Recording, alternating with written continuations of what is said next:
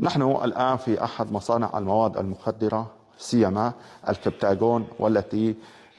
كانت مملوكة من قبل نظام الأسد، وبالتحديد من قبل ماهر الأسد شقيق رأس النظام السابق،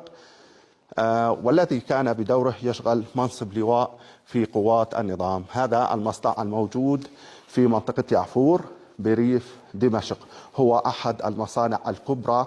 المكتشفة حتى الآن والعائدة لنظام الأسد، والتي كان يعمل من خلالها على إنتاج المخدرات والكبتاغون وما سواها من المواد المخدرة، وتصنيعها وتغليفها، وأيضا العمل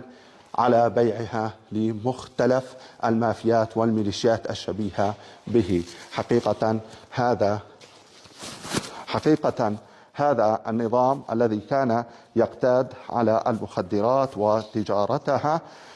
أنشأ الكثير من المعامل والمصانع لإنتاجها، سيما أنه كان يستخدم قطع عسكرية بمحيط